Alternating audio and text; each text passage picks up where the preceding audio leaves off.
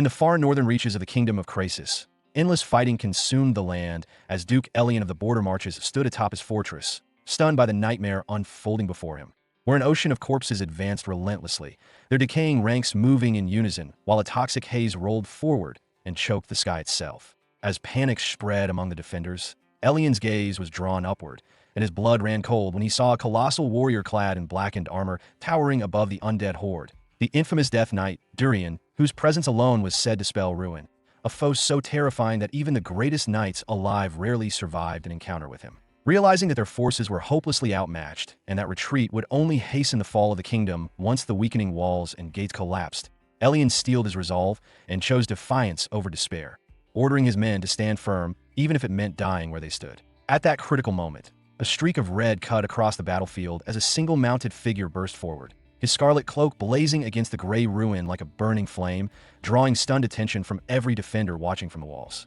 The rider was soon recognized as Urin Rox, the famed daggermaster from the Southern Marquise, and shock turned to disbelief as he abandoned his horse and hurled himself straight into the heart of the undead army, his twin blades moving like flashes of light. What seemed like reckless folly became something else entirely when Urin closed in on Durian and struck, his daggers tearing cleanly through the Death Knight's armored form as if it were nothing more than mist, leaving Elian frozen in awe as the impossible unfolded before his eyes and the hopeless battle suddenly tilted toward an unexpected future. Urin's twin blades cut through the sky like flashes of lightning, striking with flawless accuracy as every hit caused the undead to crumble, their twisted forms breaking apart and fading into drifting black mist, leaving the watching soldiers frozen in shock as rumors spread that he had to be some sacred champion blessed by higher powers.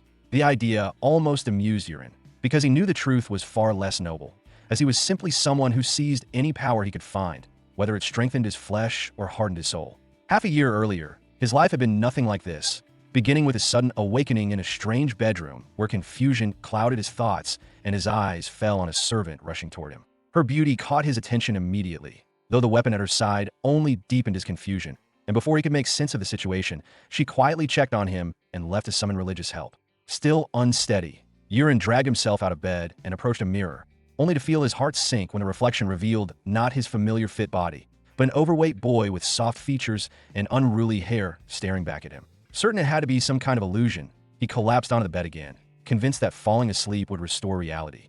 Instead, a calm-looking priest soon appeared, relieved to see him awake, only for another man to storm in moments later, radiating fury and disgust at Urin's existence before being pushed aside by the priest's firm intervention. Afterward, the priest carefully checked Urin's injuries and noted how quickly his battered body was recovering, while Urin remained silent, overwhelmed by the weight of it all as he tried to understand the unfamiliar body, the hostile faces, and the strange new life that had suddenly become his own. The Lord's expression warped with fury as his anger exploded, filling the room with crushing pressure and leaving Urin stiff with shock while the man condemned him for surviving when death would have been preferable, accusing him of committing an unforgivable act against his own fiancée and branding him no better than a savage animal. He continued without mercy, reminding Urin that at 19 he was already a disgrace, useless and weak, especially when compared to his younger brother who had already awakened his aura, while Urin himself remained overweight and helpless, unable to understand a single word being thrown at him as the priest stood nearby in tense silence. Though the man's tone cooled slightly, the chill within it only deepened as he laid down his demand that once healed, Urin would go and seek forgiveness from the woman he had wronged, a revelation that left Urin stunned when he learned she was not only his fiancée, but already his wife, Ilia, and that refusal would bring severe punishment personally delivered by the Lord himself. Terrified, Urin hurriedly agreed, earning only another glare and a final warning about staining the family's honor before the man turned to leave, sending Urin's thoughts spiraling as fragments of unfamiliar memories collided, forcing him to realize with growing horror that he now occupied the body of Wellington Rox. The accidental utterance of that name brought the Lord to an abrupt halt, and in the next instant, rage returned full force as Urin was struck hard and thrown aside, the priest desperately intervening while the furious man stormed out without looking back. Left sprawled on the floor with his face burning and heart racing, Urin clung to denial, convincing himself it had to be some kind of dream, yet hours later, awakening alone in the silent room. Every attempt to force himself awake failed, leaving him with the terrifying truth that this was no illusion and that he was trapped inside someone else's life with no clear escape in sight. A woman slipped into the room with quiet steps and announced that he had finally regained consciousness, causing Urin to blink and instinctively call her Aaron, which she confirmed with a nod before growing confused when he only stared at her in silence. Struggling to piece things together, Yurin carefully asked if he had been knocked out because of what happened with Lady Ilia, earning a slight frown from Aaron as she confirmed it while wondering why he was suddenly speaking so formally. Letting out a tired breath, Yurin pressed further, only to learn that it was far worse than he imagined, as he had attempted to force himself on Lady Ilia and was beaten unconscious by her in response, a truth that made his blood run cold as panic seized him. Aaron could only watch in confusion as Yurin clutched his head and spiraled, his thoughts racing as denial shattered and a horrifying realization settled in, that this world was real and far worse, because he had awakened inside his own web novel, not as the hero, but as the pathetic villain doomed to die miserably. The absurdity of it all pushed him to the edge as he ranted about how this was not some illustrated fantasy, leaving Aaron completely lost and unable to follow his strange words. Despair quickly replaced shock as Yurin recalled exactly who this body belonged to, a talentless noble who abused his status, chased women, drank endlessly, tormented the protagonist, lost his fiancée, and eventually died like garbage in a forgotten alley. Collapsing back onto the bed, Yurin felt the weight of his fate crush him as he stared at his soft, unfamiliar hands, realizing with bitter certainty that he truly had become that fool and had no idea how he was supposed to survive in a brutal world when he did not even understand the limits of his own body. There was at least one small comfort, as Yurin clearly remembered every hidden detail, rare treasure, and future incident from the story that had yet to unfold, meaning that with careful planning, he might actually avoid a horrible end. With renewed resolve, he forced himself upright, only to discover that his bulky body refused to cooperate, his balance completely off as he nearly tipped over before steadying himself. Aaron hurried over in concern, asking if he was all right, while Yurin bitterly admitted that he was far from fine as he struggled just to remain seated. At that moment, something unusual drew his attention, and he noticed a faint, glowing panel hovering beside Aaron, so clear that no amount of blinking could make it disappear, displaying words that listed abilities such as Swift Sword, Clear Mind Mirror, and Aura Adaptation. Shocked, Yurin realized he was staring at what looked like a status display, while Aaron, unable to see anything, reacted only to his strange behavior and questioned him with a tilted head. Panicking, Yurin brushed it off as a moment of confusion and sent her away, watching until she quietly exited the room. Once alone, his focus returned to where the screen had been, and he muttered to himself that those abilities clearly marked Aaron as a high-level knight, before noticing another detail that made him groan, a tiny meter labeled Affinity, sitting at 0. The implication made his head ache as he wondered if this world now ran on relationship values like a game, and whether all his past gaming habits had somehow cursed him. Shaking it off, he decided there were far more urgent matters to confirm, and he turned toward the mirror, demanding to see his own information. Almost instantly, a bright panel appeared before him, revealing a skill called Eye of Creation and a technique known as Four Heavens of the Tang Clan, causing his exhaustion to vanish as excitement surged through him. Even without fully understanding their true power, Yurin knew one thing for certain, that this weak-looking body might be hiding a terrifying potential capable of changing his fate entirely. The moment Yurin saw the name Four Heavens of the Tang Clan, recognition struck him hard, as it was a technique pulled straight from a wuxia webtoon he loved, one made unforgettable by a powerful heroine who had left a deep impression on him. In that story, the Tang Clan was feared and respected for their expertise in poisons, clever mechanisms, and lethal concealed weapons, making the skill's appearance here feel almost unreal. The thought that he might actually be able to master such an art filled him with excitement, because if it truly functioned the same way, staying alive in this dangerous world no longer seemed impossible. The setting around him felt bizarre, like a medieval realm of knights and magic that had somehow absorbed the rules of martial arts fiction. Yet the strange combination only worked in his favor. If this ability lived up to its reputation, Yurin could rise far above the image of a helpless noble that everyone despised. For the time being, however, he chose caution over haste, deciding it was wiser to observe, learn, and prepare before risking anything that could get him killed. Elsewhere within the mansion's corridors, Duke Wellington strode forward until Aaron hurriedly called out to him, causing him to pause and ask whether his son had finally regained consciousness. Aaron answered with a respectful bow, explaining that while the young master was awake, his state was far from stable, as he had nearly collapsed just trying to stand and still appeared frail overall. Wellington's brow creased as he recalled Father Alio claiming the injuries were not severe, wondering aloud what was truly wrong with the boy. Before Aaron could fully explain, the Duke reflected on how his son had reacted unusually calmly when told to apologize to Lady Ilia, noting that such quiet acceptance was completely unlike his usual explosive behavior. Suspicion flickered in Wellington's eyes as he assumed it was nothing more than an act, convinced that by the next day the boy would return to his reckless ways and cause more trouble. Erin gently disagreed, expressing her belief that the young master might slowly change for the better with time.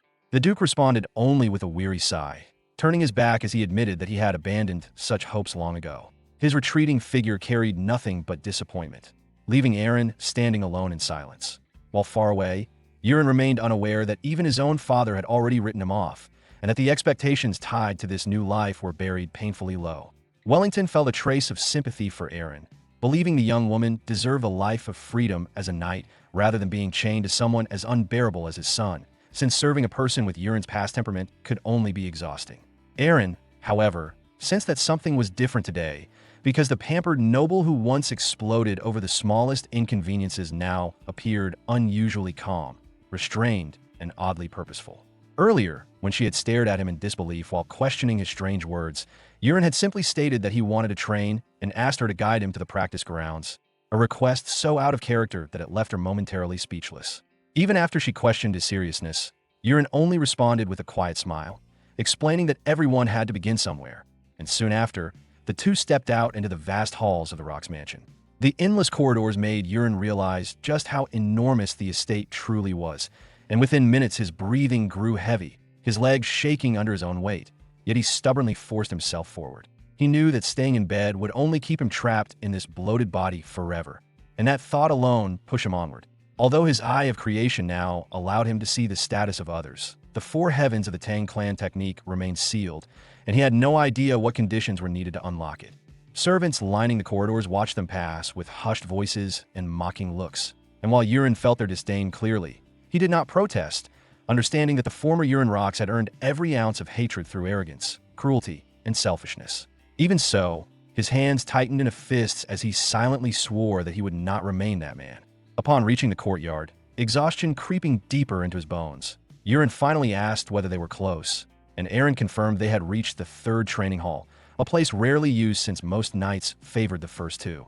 Just as they approached the entrance, a sudden chill surged through Yurin's body, freezing him in place as his eye of creation activated on its own and displayed a crimson warning that screamed danger and death. Ahead of them stood a tall knight calmly practicing his sword, each swing smooth and effortless, and the moment his gaze landed on Yurin, a sharp smirk spread across his face. Recognition struck Yurin instantly, his heart lurching as he realized this was Recap Alian, one of the strongest knights of the family, and the person who loathed him more than anyone else. The tension thickened as Recap's mocking amusement became clear, and Yurin's forced composure began to crack while his eyes flicked toward the blade in the knight's hand. Though he tried to call out softly to Erin, the icy intent radiating from Recap made one thing painfully obvious, that a single wrong move here would mean Yurin would never walk out of that training hall alive. Yurin quietly asked whether there was bad blood between himself and Recap, prompting Erin to hurriedly explain that years ago, when the Marquis had tried to force the young master into training, Yurin had mocked Recap as nothing more than a lowly squire and, worse still, had laughed while leaving a scar on him, an incident that ultimately made the Marquis abandon all hope of turning his son into a proper knight. The memory made Yurin clench his jaw in shame as he admitted to himself how truly pathetic he had been back then. Recap glanced at him from the corner of his eye with undisguised scorn, convinced that the young master standing there was still the same useless fool as ever.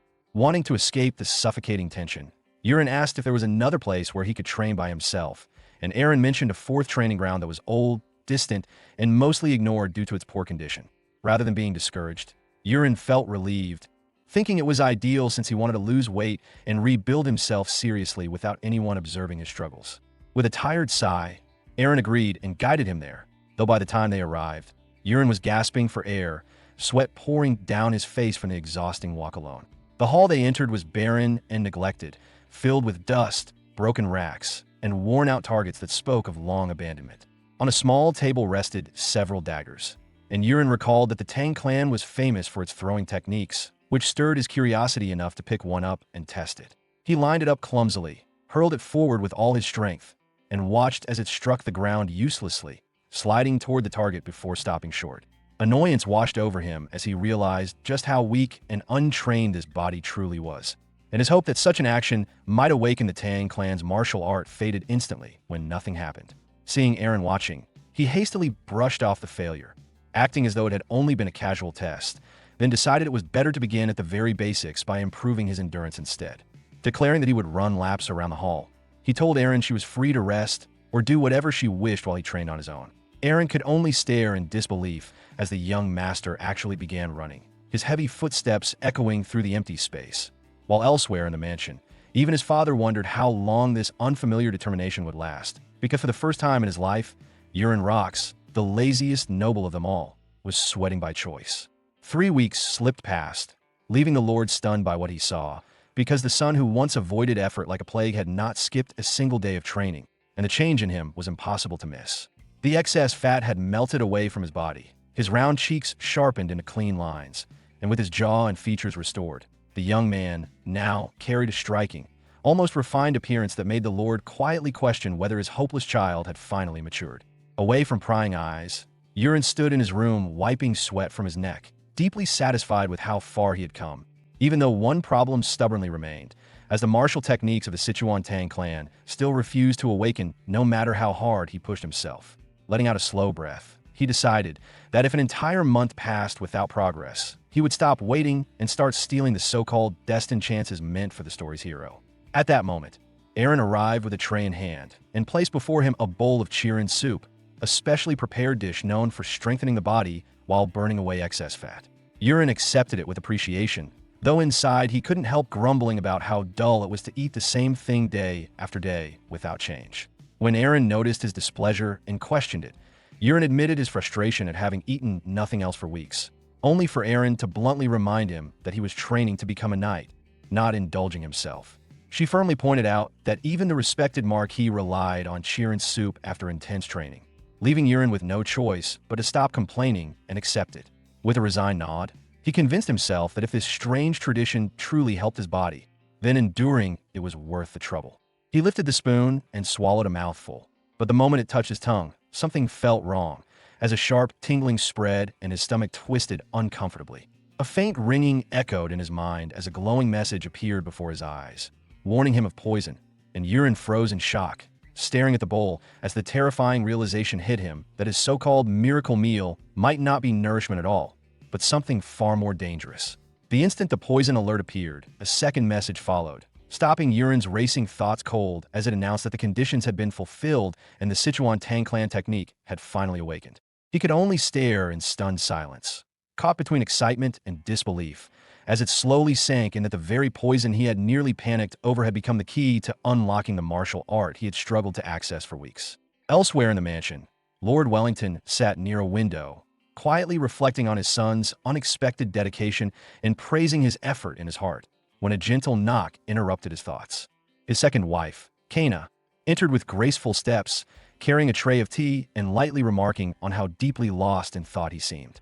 Wellington responded calmly, brushing it off by admiring the garden outside, which prompted Kaina to smile and mention that she had been personally caring for it, devoting herself to every corner. He acknowledged her effort warmly, but before the moment could settle, she moved closer and raised the long-standing question of when their son Colin would finally be declared the heir, noting that the matter had been delayed for too long. Wellington shifted uncomfortably and explained that he needed more time, which only deepened her frown as she recalled his promise to make the announcement earlier. With a heavy breath, he admitted that circumstances had changed, explaining that Euron had begun behaving differently, showing discipline and responsibility he had never displayed before, and as the eldest son of House Rox, there was still a chance he could rightfully inherit if he continued on this path. Kaina listened quietly, her stern expression easing though a trace of disappointment remained, as she accepted his reasoning and acknowledged that such a change might ultimately benefit everyone. Wellington gave a silent nod in response, feeling a sense of relief wash over him. Wellington let out a dry laugh, finding it oddly fitting that a beating from his own fiancée had been what finally knocked some sense into his son, though Kaina clearly did not share his humor and quickly pressed him about the matter of choosing the family's next heir.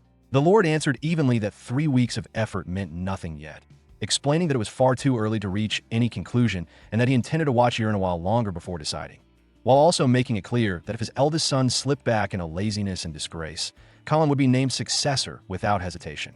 Kaina accepted his words with a rigid nod and excused herself, mentioning she would return to her room and urging him to finish his work before long. The moment she stepped out of the Duke's office, the gentle mask she wore shattered, her lips tightening as restrained anger burned in her eyes, and she silently vowed that Yurin would soon regret standing in her way. Back in his own room, Yurin was barely able to keep his excitement in check, as the long-sought Sichuan Tang clan ability had finally awakened, and he quickly pieced together the reason, realizing that the clan's martial art was triggered through exposure to poison. Driven by curiosity, he opened the system window and examined the soup more closely, noticing a small symbol beside its name that expanded into a list revealing Hengyang herb, a substance known for its mild paralyzing effects. The discovery left him both stunned and impressed, while across the room Aaron stared at him in confusion, wondering why he had suddenly stopped eating. Pulling himself together, Yurin forced a casual smile and continued his meal, though his thoughts raced uncontrollably. Someone had intentionally tampered with his food, and the fact that the original owner of this body possessed natural resistance to toxins meant the culprit never expected the poison to be detected, a realization that sent an icy chill creeping through his spine as the true danger of his situation became painfully clear. There was an unsettling feeling in the air, as if the chain of events he remembered had quietly shifted onto a new path, and the more Yurin thought about it, the more he realized that his father still had not officially chosen Colin as the heir, which was not how things were supposed to go. His sudden commitment to training must have interfered with that decision, but the appearance of poison in his meal was far too well-timed to be random, making it likely that it came from that very side of the household. After swallowing the final bite, he wiped his lips just as another system notice appeared, confirming that the requirements for the weak paralysis poison had been satisfied. The confirmation left him quietly assured that the effect had taken hold. Even as Aaron reacted with concern and asked about his condition, prompting Yurin to calmly request some privacy. She paused briefly before agreeing, reminding him to rest as she exited and gently closed the door behind her. Alone at last, Yurin stood before the mirror, resolve burning in his gaze as he prepared to finally test the true power of the Sichuan Tang clan techniques. Summoning the creator's eye, he called forth his status panel, which materialized in front of him and revealed that his synchronization rate had dipped slightly to 97%, suggesting that the system was becoming more refined. His attention shifted to a glowing plus symbol, and when he focused on it, a new list expanded, revealing entire branches dedicated to poison arts, martial disciplines, and concealed weapon techniques. A surge of excitement coursed through him as he explored the poison section first, only to find that for now, only the weak paralysis ability was available while all others remained sealed, with no internal energy method unlocked yet. Scrolling further, he saw an entire hierarchy of toxins, beginning with harmless irritants and ending with the ominous invisibility poison at the very bottom, making it clear that this power system required steady progression, forcing him to start from the lowest rung and climb upward step by step. To activate his first usable skill, weak paralysis, Yurin quickly understood that he lacked one crucial thing, an internal energy method, which fit perfectly since the Sichuan Tang clan was known for blending poison directly into their inner power. When he opened the martial technique section, 3 choices revealed themselves at once. One centered purely on toxins, another focused on concealed weapons, and a final method that combined both paths but demanded far greater control and talent. The decision felt effortless, especially to someone who had grown up obsessed with wuxia stories, and he immediately selected the most complex and versatile option. The instant his choice was confirmed, a burning sensation surged through his body as knowledge poured into his mind, as though the system itself, engraved in ancient cultivation, chanced straight into his consciousness. The overwhelming sensation left him stunned yet thrilled, eager to experience its effects firsthand. Removing his shirt, he settled onto the bed in a cross-legged position and began drawing energy inward, concentrating it toward his lower abdomen. Gradually, he sensed an unfamiliar force gathering, a flowing presence that could only be the chi described in countless martial legends. With careful focus, he guided that energy along unseen pathways throughout his body, letting it circulate before pulling it back and condensing it deep inside once more. Time lost all meaning as the process continued, hours passing unnoticed until the first light of morning slipped through the window. When Yurin finally opened his eyes and rose to his feet, he felt astonishingly renewed, his body light and brimming with vitality rather than fatigue.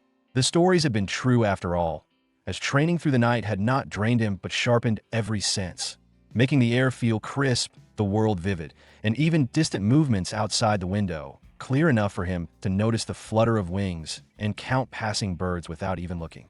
A steady warmth now flowed through Yurin's lower abdomen, pulsing like a quiet flame that refused to go out, and the moment he concentrated, the system interface appeared on its own, revealing that his newly learned technique had already reached its first star.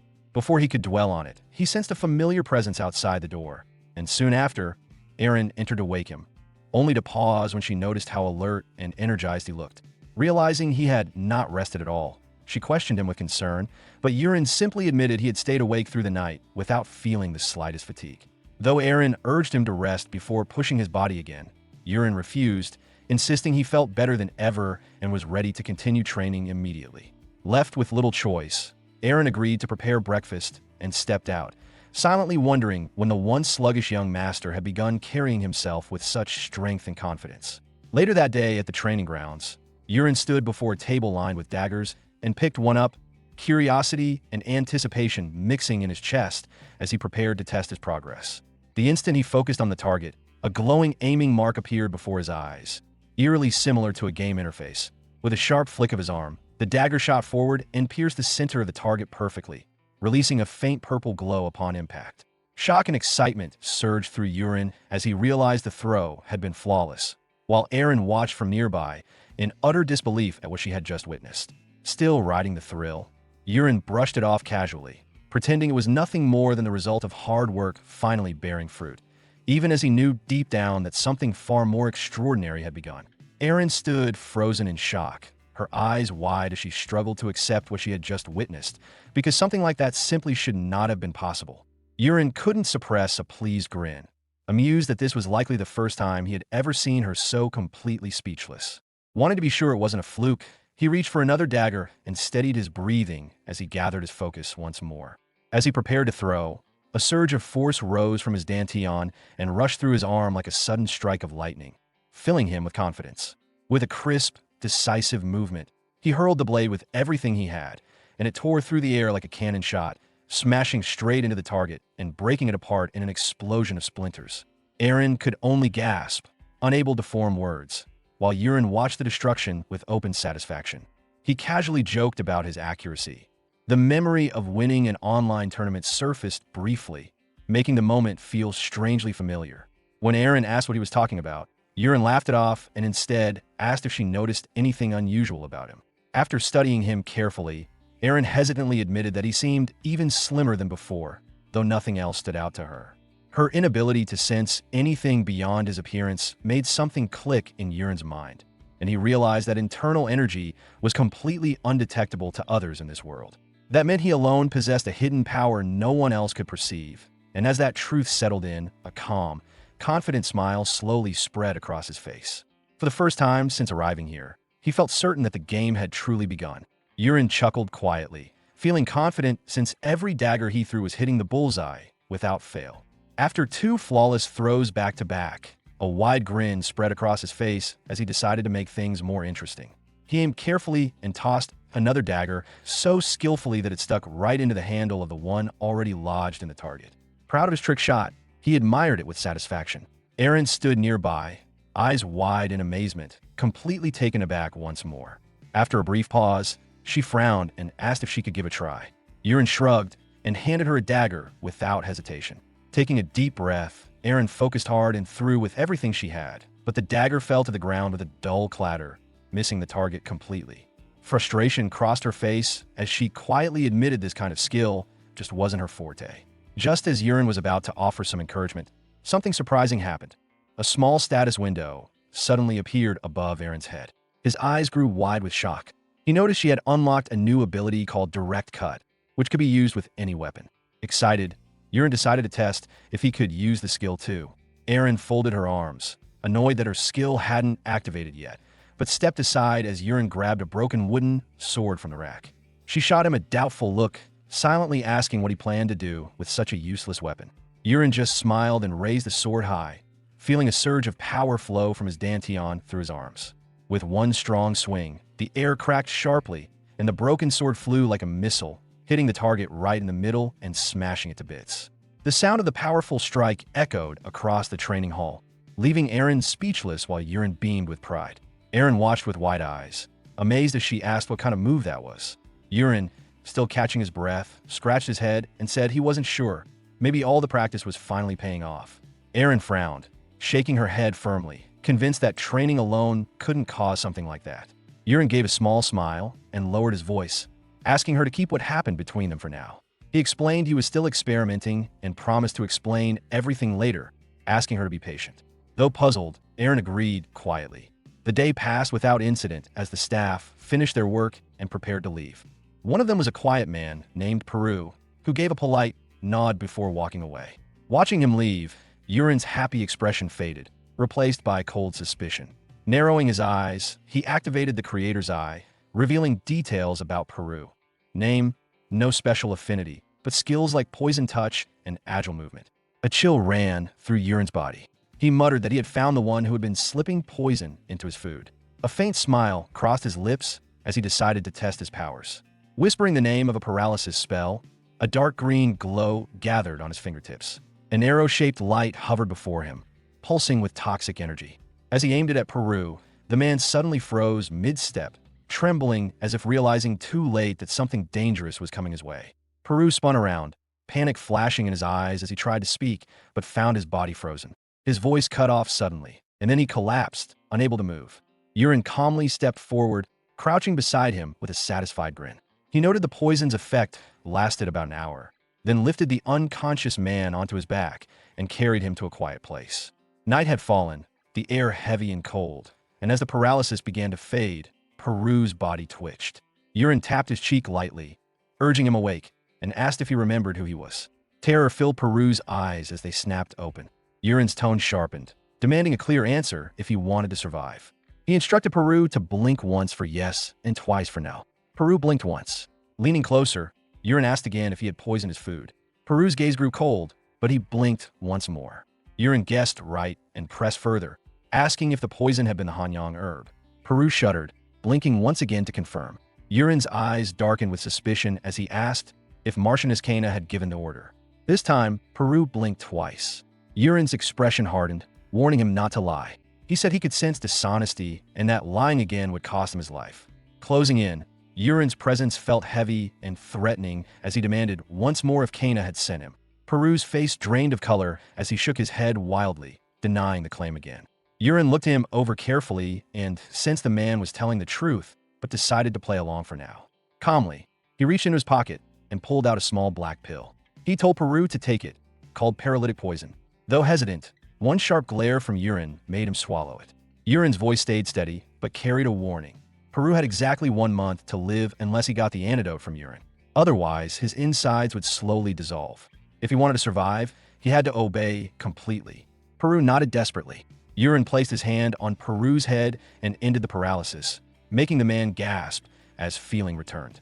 Peru wobbled to his feet, still shaking. Yurin then asked one final time who had sent him to poison him. Fear flashed across Peru's face before he stammered that it was Knight Captain Kerox Livington, who ordered Yurin's death before the year ended. Yurin narrowed his eyes, thinking of Kana's brother, someone given a position by influence but lacking skill. That detail didn't matter now. Yurin pulled out a folded paper and handed it to Peru. It was filled with strange symbols. Peru nervously asked if those were all poisons. Yurin smiled, impressed. He noted not many in the household could understand the writing, so it seemed he had found the perfect man for the job.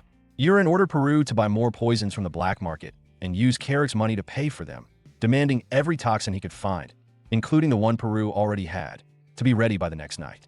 When Peru asked why he needed so many poisons, Yurin sharply told him not to ask questions, and Peru obediently nodded like a defeated dog. Yurin then warned that all the medicinal soup from now on would be laced with the Hanyang herb, which made Peru's eyes go wide in shock. Back in his room, Yurin laughed quietly at how amazing martial arts really were, since even he had been fooled by the weak paralysis poison made from just a few mixed leaves, and Peru had swallowed it without hesitation. But there was no time to relax. Yurin needed to quickly master the 4 heavens of the Tang clan skill, because if things followed the story's path, disaster would come soon. The next day, Peru arrived carrying a bundle of herbs and laid them out. Hanyang herbs, a vine called reverse green creeper, and a dark leaf known as crowink. Peru was surprised that Yurin recognized all of them, but Yurin shrugged it off, saying the knowledge came from his status window. Then he asked why Peru brought more than just the Hanyang herb. Peru explained that Hanyang worked slowly, and victims could develop resistance, but when mixed with the green creeper, the poison's power grew stronger and became harder to detect. Yurin smiled coldly and summarized it simply. Poisons combined hit harder and are easier to hide. Yurin was curious how Peru knew so much about poisons, so he asked. Peru explained that when he was just 8, he was sold to the Livington family, where a poison expert trained 20 kids, but only Peru survived. Yurin thought that without some natural resistance, no child could have lasted. And since Peru didn't seem grateful to his old masters, Yurin figured he might have gained a loyal and useful helper. He praised Peru's skill and sent him away for the night. Alone, Yurin stared at the poisonous herbs on the table and decided it was time to move forward. He picked one up, bit into it with determination, and fought through the bitter taste that almost made him gag. Immediately, a system alert warned him that had consumed multiple poisons and was in critical condition, telling him to meditate to reach the next level. Pushing himself, Yurin took slow, deep breaths and focused on moving his internal energy. Hours passed, and the next morning, Erin knocked on his door. When she saw him sitting calmly cross-legged, glowing with a strange energy, she gasped at how much he had changed overnight. When Yurin finally opened his eyes, he realized he had reached 2 stars in cultivation and unlocked the draconic treasure martial art along with mastery of 3 new deadly poisons. Yurin woke up feeling lighter and happier than usual, but before he could say anything, Erin noticed a terrible smell and asked what it was. He awkwardly scratched his head and explained it was probably bad stuff leaving his body after his energy improved. He grumbled that even he couldn't stand the smell and tried to open a window, but Erin stopped him, telling him to take a bath right away instead. Later, she saw him outside practicing awkward footwork, swaying side to side like someone drunk. Actually, Yurin was copying the Draconic Steps, a famous dodging move from the Tang clan had only heard about in stories. Erin asked if he felt okay, but Yurin just laughed, stumbling through the steps. She warned him he was heading toward Training Hall 1, where many skilled knights practiced. Yurin smiled with confidence and said that was exactly why he was going there, to watch how real knights trained, and that she didn't need to worry about him at all. Erin warned that they were nearly at the training area, with a sharp clang of swords filled the air. The knights were deep in their practice, swinging their blades with strength, their skin shining with sweat in the bright sun. One knight stopped suddenly, confused when he saw Erin. He whispered to a companion, asking if she wasn't the eldest son's servant. Then he looked at the man behind her, surprised at how fit and sharp he looked now. Whispers spread fast. No one could believe the once chubby, lazy heir had transformed into someone so strong. They guessed it was some magic or special diet, but Yurin caught every word with his keen senses and smiled quietly, pretending not to hear. Erin then pointed to a focused young man nearby, training hard. She said his name was Cried, a knight trainee, soon to be promoted, and told Yurin to watch carefully because this was the core of the Rox family sword style. Yurin's interest peaked. He recognized Cried's name from the story had written. In that tale, Cried would become the hero's closest friend. But here, he was just a hard-working student, practicing the same sword move again and again. Yurin chuckled, finding it amusing to see a future hero sweating away in the background of his own changed story. Yurin saw this as the perfect moment to test his new skills. Since the knights here barely liked him, they were ideal targets. His gaze settled on a proud knight with purple hair who looked like he thought very highly of himself. Yurin quietly chose him and activated one of his new poison techniques, Prolonged Poison. Moments later, the knight suddenly grabbed his stomach, dropped to his knees, and groaned in pain. His teammates hurried over, confused, asking if he needed to go to the restroom. The knight insisted he didn't, saliva dripping as he struggled, but then he collapsed completely. Panic spread, someone called for a priest, and just as quickly, the knight stopped shaking and looked perfectly fine, leaving everyone baffled. His captain snapped at him to stop pretending and go use the bathroom. The knight protested he wasn't faking, but Yurin just smiled quietly. His first test was a success. Next, he activated Soul-Killing Smoke. Almost immediately, another knight froze, terrified by visions only he could see, dark monsters and skeletons emerging from the shadows, reaching out for him. He screamed and swung his sword wildly, while others around him seemed to share the same terrifying hallucinations. Then, the knight blinked and shuddered as the nightmare disappeared. He gasped, confused about what had just happened. Yurin smirked, feeling satisfied. That was enough testing for now. He told Erin to end the session and said they'd continue later at the 4th training hall. Erin was stunned as he calmly left, having turned the knight's practice into total chaos. As Yurin and Erin headed toward the next training hall, they were stopped by a maid who told them a visitor had come for Yurin, Miss Ilya Marcus. Elsewhere in the mansion, a young woman stood by a window, her eyes filled with determination as she whispered that this time she would finally break Yurin's stubborn pride. When Yurin entered the room and quietly called her name, she turned around, surprised and blushing slightly. She hesitated, not recognizing him at first, and asked who he was.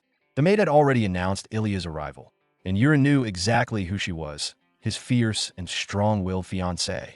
In the original story, this was the day she tried to end their engagement, but the old Yurin had stubbornly clung to her out of obsession.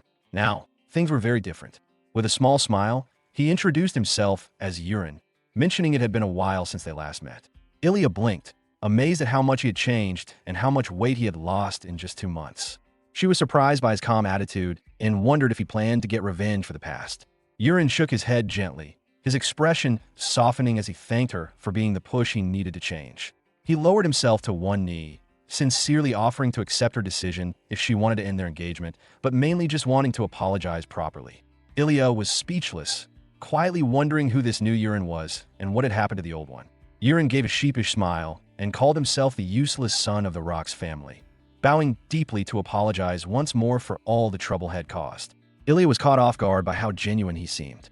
Deep down, Yurin knew the mess wasn't really his fault. It was the old owner of this body who had ruined everything. Still, he felt responsible for fixing it.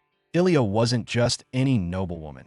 She was destined to be the Sword Queen, a master swordswoman who could change the fate of the story.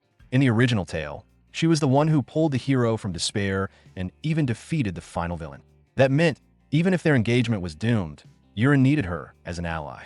Ilya folded her arms and frowned, demanding that he stand up and ask if he truly meant what he said. Yurin nodded without hesitation, promising every word was true. She then challenged him to swear it, her presence turning cold and heavy, making the room feel suffocating, like a sharp blade pressing at his throat. Yurin's heart raced as he thought, this moment feels familiar.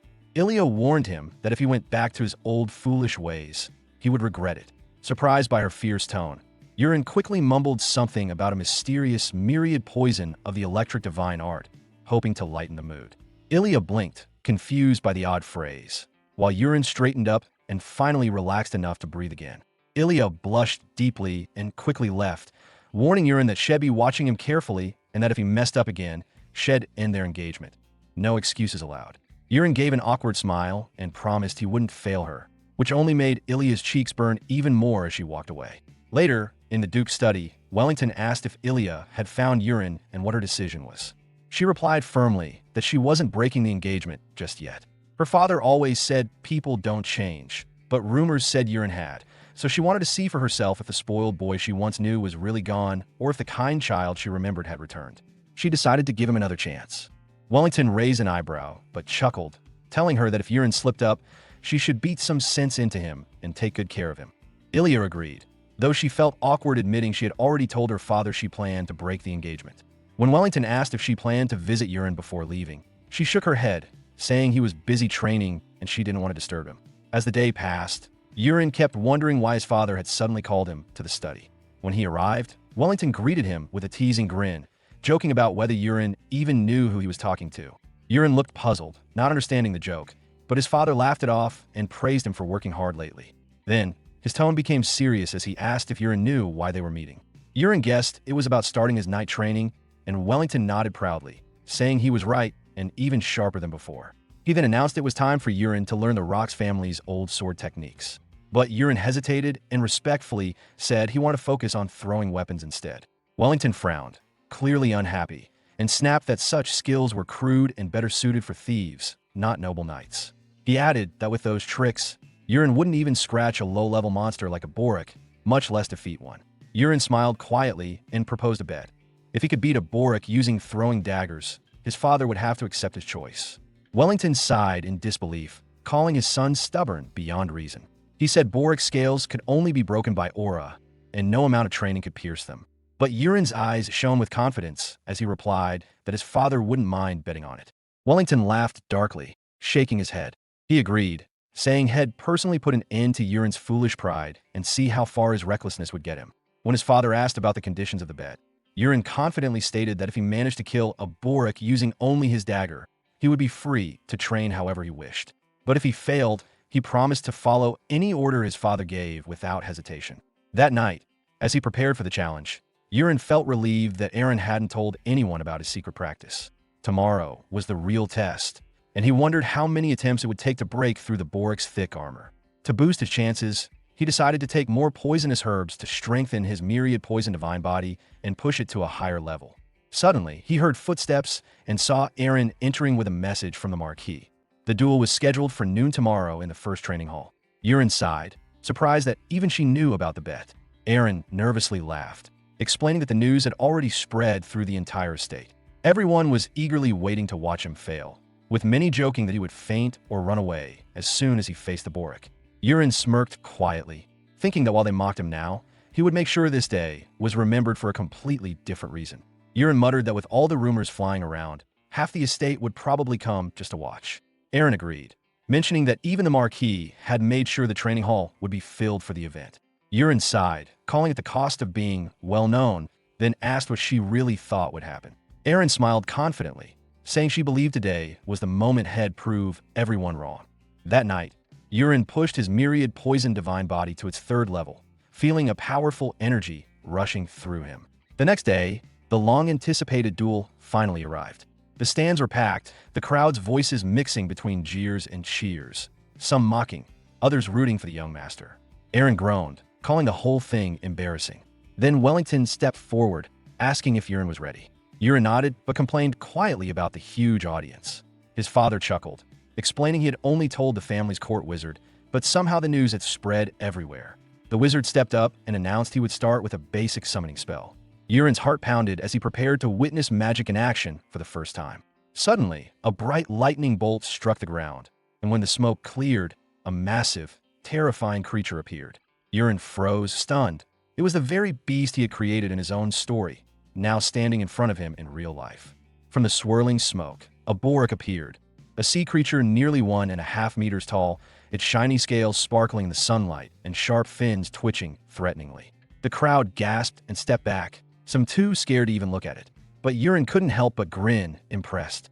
The monster looked just like he had imagined it when he first created the idea, back when he was an author lost in thought over a plate of purple fish sashimi. If it didn't have those sharp claws and teeth, it might have seemed almost cute. The beast let out a low roar and charged at him. Aaron moved smoothly to the side, disappearing behind it in a flash, leaving the spectators wide-eyed. Wellington folded his arms and murmured that the battle wasn't finished yet. The Boric spun around, confused and angry, relying on raw strength instead of cleverness. Testing its defense, Aaron pulled out his dagger and froze for a moment when he spotted a faint glowing mark blinking on the monster's scales, a weak spot only visible to him. Without wasting time, he filled his dagger with energy and threw it. The blade shot through the air like a bolt of lightning, striking the mark perfectly. The Boric screamed in pain, stiffened, and then crashed down heavily. The arena was quiet for a moment, then exploded with cheers. Aaron blinked, a bit let down. Just one hit, that's all, he murmured, scratching his head. Meanwhile, the crowd roared his name, and even Wellington stood stunned, shocked by his son's unbelievable win. The crowd roared with excitement as Aaron stood tall, his dagger still stuck in the fallen Boric's body. Everyone was amazed. The young master had defeated a beast that even experienced knights struggled to beat. But the cheers stopped abruptly when a loud voice rang out. Wellington stormed forward, disbelief clear on his face, demanding what trick Aaron had used this time. Aaron just smiled and said he simply aimed carefully. The Marquis scowled deeply, refusing to believe it. He said no one could kill a Boric with a simple knife because its armor was tougher than steel. Aaron raised an eyebrow and teased that surely the Marquis wouldn't back out of a bet after losing. The crowd chuckled nervously, and the family wizard stepped forward with a bow, explaining there was a tiny unprotected spot under the Boric's arm where Aaron had struck. Wellington groaned and said it was all just luck. Aaron smirked and said maybe so, but luck still counted in a bet. The Marquis clenched his jaw and challenged Aaron to one more fight. If Aaron won, he could ask for any reasonable favor, but if he lost, he'd give up throwing knives and return to traditional sword training. Aaron's eyes lit up and his grin grew wide. He accepted immediately and asked who was next. Wellington stepped aside to reveal a tall, armored knight. This time, the challenger wouldn't be a monster, but one of his own men. Aaron welcomed the chance, knowing this was the perfect moment to face Karox, the knight commander, hoping to humble him. Though he planned to hold back on using Peru's poison for now. Wellington warned that a fully skilled knight would be too difficult to beat, so he decided to send an apprentice instead, thinking it was a fair match. Aaron thought it over and chose Kraid, the fencing trainee, as his challenger. Kraid entered the arena confidently, his sword resting on his back. Wellington noticed Kraid's bold attitude and gave him a simple command to teach the young master a lesson. Kraid nodded seriously, ready to obey. But when Yurin casually waved at him, Kraid suddenly hesitated, unsure what to make of the gesture. Wellington chuckled and asked if Kraid wasn't confident. Kraid insisted he would give it his all. Yurin smiled and told him not to worry. It was just 3 dagger throws, and if Kraid blocked every one, he'd be the winner. Wellington smirked, noticing the apprentice's pride, and encouraged him to put the young master in his place. Sword in hand, Kraid readied himself, while Yurin began moving around the arena, preparing for the battle to begin. Kraid, a fellow knights, joked that if he lost, he'd have to skip dinner and run 100 laps around the training field. From the crowd, a soft, encouraging voice cheered for Yurin, making him smile. It was nice to know someone was rooting for him. Kraid called out that he was ready, and Yurin turned to prepare his first dagger, aiming to start strong by trying to blind his opponent. Compared to fighting the Borak, Kraid left many openings, so if Yurin hit one, the match could end quickly. Determined not to give Kraid a chance, Yurin threw the dagger straight at him. Kraid raised a sword to block, but was knocked back several steps by the impact. The crowd gasped as a loud bang echoed like a cannon shot. Wellington told Yurin to hold on and noticed the dagger had fallen to the ground. He picked it up, surprised that such force came from a simple dagger. Kraid's hands trembled. His sword had been pierced. Yurin smiled confidently and asked if Kraid was warmed up yet, reminding him of what happens when he drops his guard. Then Yurin warned to stay alert because this time he'd give it his all, making Kraid shake under the pressure. Still, Yurin knew Kraid wasn't just any fighter. He was a main character in this story and wouldn't be easy to defeat. With that in mind, Yurin readied his dagger again, launching a fierce attack toward the knight. Kraid swung his long sword to fight back, but a loud, powerful clash shook the whole arena. When the dust settled, everyone gasped. Kraid was kneeling, trembling with fear, his sword broken clean in half. He dropped the shattered pieces, leaving Marquis Wellington speechless. The Marquis called Yurin over, wanting to talk privately. Yurin reminded him the match wasn't finished. He still had 1 dagger left. The Marquis looked surprised, but said it seemed like the outcome was clear. Instead of ending the fight, then, Yurin stepped toward Kraid and urged him to look up. He questioned if Kraid really wanted to quit like this. He challenged him, saying a true knight never gives up, no matter if they win or lose. Yurin pressed one last time, asking if Kraid was ready to surrender now. After a pause, Kraid finally said no, asking Yurin to bring him a new sword. Standing up with strong determination and a fiery energy around him, he declared he wasn't going to give up just yet. The knights watched in awe, while Marquis Wellington wondered how someone like Kraid, still a beginner, could release such a fierce aura. Yurin recognized this as Kraid Berserker mode, an intense power only fighters reached in critical moments. It was the perfect time to use his stronger skills. The two faced each other with tense eyes. Kraid called out for Yurin to throw his dagger. Wellington thought silently that this was impossible. Only the best knights could show such energy. Yurin grinned, ready for the challenge. He grabbed his last dagger and threw it in a clumsy, slow arc straight toward Kraid. Kraid laughed, thinking Yurin was joking because the dagger moved so slowly. He raised his sword to cut it, but the dagger curved around the blade like it was guided by magic. Confused, Kraid's expression changed, and Wellington's eyes grew wide as he saw the dagger pierce Kraid's side, almost hitting bone and causing a sharp sting. The crowd whispered, puzzled by how slow the dagger seemed, and wondering if Kraid was holding back because it was Yurin. Yurin thought the dagger must be powered up with internal energy, making the slow strike still hit hard. Wellington called out to Yurin, saying they'd talk later since Head already lost the bet. Yurin just smiled quietly. Kraid grimaced from the pain in his shoulder, but Yurin quickly used his energy absorption skill to lessen the ache. The pain eased, and Kraid gave a genuine thanks, though Yurin just brushed it off casually. The knight admitted he had thought Yurin was joking at first with the slow dagger throw, but it turned out to be a sharp and skilled move, something even experienced fighters struggled to master so fast. Kraid speculated about a hidden group targeting the Marquis family, which might explain why Yurin kept his true power a secret. He admired Yurin's choice to stay quiet and let others take the lead. Yurin rolled his eyes at Kraid a wild guess, but respected the knight's loyalty. Kraid promised that if Yurin ever faced this secret enemy, he would back him up without question. Surprised at how much Kraid liked him now, Yurin agreed to work together, seeing Kraid as a straightforward and trustworthy ally. Kraid said, "Head, make sure everyone knew Yurin wasn't weak anymore." Yurin realized sticking close to Kraid could be smart. Soon, he'd be handling missions alone, and having a dependable friend would be helpful. Eren praised the young master for his performance, and Yurin thanked her warmly. She mentioned his final move, saying she had never seen anything like it before. Yurin proudly explained it was a new technique he had invented and asked for her opinion. Eren admitted that if she had faced him without knowing about the move, she probably would have lost, but now that she understood it, she felt confident she could defend against it. Yurin noticed she wasn't joking. Among her rare talents was the Tranquil Mind Mirror, a skill very few people possessed. He reminded her that she had trained as a knight since she was a child, and said if she hadn't let her guard down once, she might have already earned her knighthood. Then, unexpectedly, he asked if she was happy with how her life had turned out, which took her by surprise. Later that day, Wellington was resting in his study when Yurin arrived, answering the summons. The Marquis waved him inside, telling Yurin to drop formal titles and just call him father, joking that stiff manners spoiled the mood. Yurin agreed, still a bit puzzled by the change. Wellington then asked about the technique Yurin used the day before, saying that despite searching through countless old records, he couldn't find anything like it. He pointed out that Yurin had only been training for a month, and that even the most talented prodigy couldn't create a brand new skill from scratch. Wellington demanded to know the full truth and ordered Yurin to be honest. Yurin understood he couldn't reveal everything, but thankfully, he had a plan ready. Calmly, he said he had come across a mysterious book. His father immediately asked what kind of book it was. Yurin explained that while searching the state library for training manuals, he accidentally found a book lying on the floor. Curious about who might have dropped it, he rested against a wall to think. Suddenly, an old, dusty book fell for the top shelf. It had no title, just a strange symbol engraved on the cover. Without hesitation, Yurin opened it. A sudden flash filled his mind with unfamiliar knowledge, and just as quickly, the book vanished. Wellington said that meant it was a magic tome.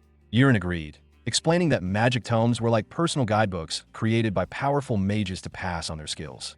His father added that these tomes worked exactly like that, and might have come from their ancestors. This made the find an incredible stroke of luck. Yurin decided to see it as a lucky gift dropped right into his lap. Standing up, his father reminded him that a promise was a promise, and said he would no longer force him to train in swordsmanship. As a reward for keeping his word, he told Yurin to ask for anything he wanted. Yurin calmly responded to his father. Yurin asked for the position of heir, which left Wellington momentarily speechless. His father warned him that choosing that path meant he wouldn't be able to protect him completely. After some thought, Wellington admitted that with his power, he could make Yurin the successor, but Yurin noticed the hesitation. He realized becoming the heir would bring a lot of trouble. Many people would resist the decision, especially a certain young lady who would likely cause chaos. So, Yurin decided to step back from that choice. His father asked briefly about his decision, but accepted it and thanked him. Yurin thought he never really cared about being the heir anyway, since that role would trap him in the mansion, forced to study endless lessons about managing land, while he preferred focusing on mastering the Tang clan's four heavens and exploring the world for new chances. Then Wellington told Yurin to name another wish. Yurin requested to create his own knight order, picking Eren, his current butler, and Kraid, his recent opponent, as his first knights. His father agreed easily, saying it was much simpler than making him the heir, and noted that Eren was too skilled to stay just a butler. He approved the plan, and Yurin thanked him. The Lord then asked what Yurin planned to do about Eren, since the mansion had very few butlers left. Yurin told his father about a man named Peru who worked in the kitchen and said he wanted to make Peru his new butler. He asked Wellington to take responsibility for it so Peru could have the chance. Wellington asked if there was a problem, but Yurin said had explained later. His father just sighed and agreed, showing how much trust he had in Yurin simply because he was family. Outside, Yurin declared that from now on, both Eren and Kraid were officially part of his personal knight order, and their main focus would be training to get stronger. Then he introduced Peru as their new butler, who nervously asked them to take care of him. Eren stayed silent, thinking about the question Shed wanted to ask the day before, why Yurin had suddenly replaced her with Peru. Yurin scratched his neck and told her the truth. Peru had been a spy sent by Commander Karox of the White Eagle and Lady Kana. Even though Eren said it made her uneasy to trust Peru as a butler, Yurin insisted that now Peru took orders only from him. At that moment, Kraid stepped forward with a question for the young master. Eren gave Kraid the go-ahead to speak, so he explained that even with just 2 members, their knight order needed a leader. Usually, the strongest person took charge, but since Eren looked small and gentle, he thought he should be the commander. Yurin agreed that the strongest should lead and told them to settle it with a fight. Moments later, Kraid admitted defeat with Aaron's sword pressed lightly against his neck. Calmly, Aaron pointed out that Kraid's moves were too easy to predict and that he needed to get better if he didn't want to make a fool of himself. Kraid accepted her advice and promised to improve. Yurin then named Aaron the leader of the Night Order, while he and Peru applauded her. Peru quickly excused himself to prepare dinner, ending the day. Later, feeling confident in his training, Yurin decided to test a new skill, using his inner energy to send sound waves directly into someone's mind, like a trick from a martial arts story. He silently called for Peru, who responded right away, turning around in surprise when he realized Yurin wasn't nearby. Yurin used the mind communication skill to call Peru's name several times, leaving the poor butler scared and confused. When Aaron noticed Peru's shaken expression and asked what was wrong, Peru complained that he felt like he was losing his mind and demanded to know if this was some kind of dark magic. Yurin calmly explained it was just a way to communicate silently, but Peru insisted it showed Yurin wasn't just poisoned before. He must be like those mysterious mages who use strange powers. Yurin just told him to believe what he wanted, then asked if the poison he requested was ready. Peru nervously confirmed it was prepared, a deadly toxin called Snake's Mind, made from venom of 100 snakes, and Yurin ordered him to add plenty of it to the celebration soup. Though trembling, Peru agreed and said he understood. The next morning, after finishing meditation, Yurin opened his eyes with a deep sigh, frustrated that he was still stuck at 3 stars and his energy wasn't growing as fast as he hoped. Knowing he had no clue how much time was left before disaster struck the world, he decided he needed to leave the Marquis estate for now. Yurin walked into his father's study and casually said he was planning to go out for a while. Wellington immediately paused his work, demanding to know why, since it had been ages since Yurin had traveled anywhere. He guessed his son just wanted to visit a nearby town. Yurin agreed, but kept quiet about how far he really planned to go, simply saying it would be about a week. Wellington nodded, thinking it made sense after all the training Yurin had done, then asked who he wanted to take as guards. Yurin surprised him by saying he didn't need any escorts.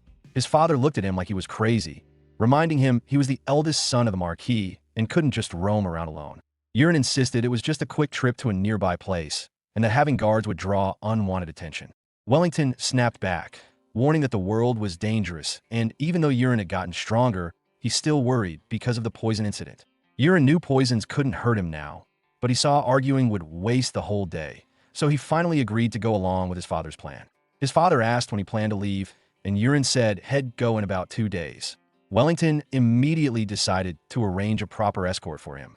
Back in his room, Yurin sighed, thinking the escort was useless since he planned to sneak away early the next morning anyway. As night fell, Yurin called Peru over and told him he was going on a trip, but had no money, so he needed Peru to bring some coins. Yurin guessed Peru still had the pouch of coins Karox gave him for those expensive potions. When Yurin asked if Peru was planning to keep it, the nervous butler quickly said no, calling it an honor and promising to bring the money right away. Then Yurin asked what else Peru was hiding, since had seen the man had a subspace bag when delivering the poison herbs, a magical storage bag that could hold way more than normal. Peru hesitated but handed it over, and Yurin was glad, realizing he wouldn't need a regular backpack anymore. He also reminded Peru to bring along something that looked like medicine. Peru explained it was a month's supply of antidote for poison, and Yurin praised him, saying that if he kept this up, he might soon have the full cure, which made Peru smile brightly. The next morning, before dawn, Yurin got ready to slip away quietly, knowing he had to leave before the escort his father arranged showed up. Yurin moved silently through the mansion, slipping past without making a sound, as if the building itself was helping him escape. He thought he was lucky no one noticed, but a gardener saw him and quietly commented on how early it was. Yurin just nodded, though he felt something strange, a strong energy coming from the calm gardener who loved plants. Curious, he activated his creator's eye, and what he saw almost made him forget about running away. After traveling most of the morning, Yurin realized it was the first time he had left the Marquis castle since his visit to the magic tower. At the portal counter, the mage asked how he could help, and Yurin said he wanted to use the portal. The mage asked if he had used one before, and Yurin admitted he hadn't. A receptionist then explained their mileage system, which made Yurin think it was just like an airline's rewards program. When asked where he wanted to go, Yurin said AS Castle. The receptionist blinked and said that was very far, then told him the cost, 50 gold. Yurin thought the price was high, but figured it was okay since Peru had given him enough money. When it was time to sign the portal passport, Yurin casually used his gaming name, Polion. The mage then motioned for him to follow and led him into the portal room. The mage told Yurin that when he heard a knock, it would mean he had arrived. As Yurin stepped inside the portal room, he was surprised by how fancy the place looked. Suddenly, a bolt of lightning flashed across the castle, making him jump, but a calm mage told him he could step out now. He had reached his destination. Still puzzled, Yurin asked how he got there so fast without feeling anything, and the mage explained proudly that their portals were made to be smooth and painless. Yurin wondered if he had ever written teleportation that comfortable in his stories, but the mage just encouraged him to use their service again and wished him a good journey. When the doors opened, Yurin found himself in a new world, A.S. Castle. The buildings looked very different from those in the Marquis land, with a strong eastern style, and the busy streets were full of life. His first mission was to find the blacksmith district, so he asked someone passing by for directions and followed them until he reached a narrow alley where a small workshop was hidden. After looking around for a long time, Yurin sighed in frustration. He still hadn't found the famous unicorn blacksmith. The sky was darkening fast, and this was the final shop Yurin planned to visit before giving up. Inside, a single sword lay on an anvil as a blacksmith worked, hammering away. Yurin called out, and the man finally noticed him. After making sure Yurin was a customer, he asked what he wanted. Yurin quickly inquired if the blacksmith knew someone called the unicorn blacksmith. The man said he didn't know anyone by that name, making Yurin doubt if he'd come to the right place, until the blacksmith mentioned that was actually the name he intended to use for his own shop soon. Curious, Yurin activated his creator's eye and saw the man's name was Jiranox, and that he had the rare talent of making demonic weapons, exactly who Yurin was searching for. Yurin asked if he could look around, and the blacksmith gestured toward the side. Yurin carefully examined the weapons and armor displayed on the walls, then casually asked how business was going. The blacksmith hesitated and admitted that since his shop was hidden at the far end of the alley and people didn't know about his skills, most visitors just glanced around and left without buying anything. He wasn't sure how long he could keep the shop open. Yurin found it amusing because the gear was amazing. He spotted a rapier infused with wind spirits that boosted speed and agility, and a longsword with fire spirits that increased both strength and stamina. Yurin asked if Jiranox had made the weapons himself, and the blacksmith admitted he did, but every time he finished a sword, it ended up being a disaster, so heavy that even experienced fighters couldn't lift them, which was why no one wanted to buy them. Yurin thought the problem was just that the wrong people had tried using them, and the blades would only show their true power when held by someone worthy. Since he still didn't fully grasp how true will worked, Yurin casually said he would take both swords.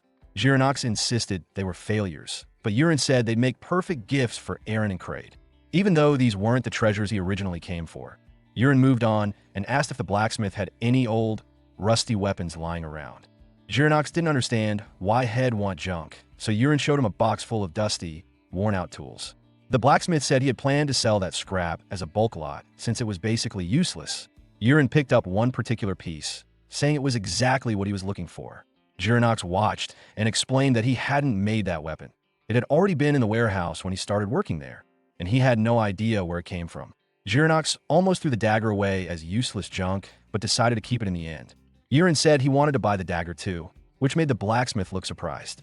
Since Yurin was only choosing broken and old gear, Jiranox said the price would be just 2 gold, and the dagger would come as a free gift. Yurin felt like he'd found a hidden treasure. If these weapons ever showed their true power, they'd be worth way more than 200 gold. But more than the weapons, Yurin was interested in the blacksmith himself. So he pointed out how poorly Jiranox's shop was doing and suggested closing it down so Jiranox could work for him as his personal blacksmith. Jiranox was shocked by the sudden offer and didn't know how to respond. He didn't mind closing the shop, but the idea came completely out of nowhere. Yurin then decided to introduce himself properly, calling himself the undefeated spear who guarded the southern lands. When Jiranox heard the young master's title, he froze, dropped to his knees, and apologized, never expecting someone so important to visit his small workshop. Yurin told him to stand up, but Jiranox said he was comfortable kneeling and could talk better that way. Yurin told Jiranox to stand up, thinking the man was too stuck in old-fashioned ways. Jiranox asked why someone like Yurin would want a blacksmith he considered useless. Yurin said it was because Jiranox had a rare gift. But Jiranox denied having any talent, explaining that his master just forced him through tough, endless training. Yurin guessed it sounded like a harsh, Spartan-style upbringing. He said he had checked out many workshops that day and seen all kinds of weapons, but Jiranox's blade stood out, the shapes were precise, and the handles were made so well that a fighter would never drop them in battle. Because of that careful work, Yurin believed Jiranox would one day unlock an amazing skill. Yurin wondered if he could really bring Jiranox on his side. Jiranox agreed to follow the young master, even though he didn't live up to the rumors. Yurin asked if he meant the stories calling him worthless.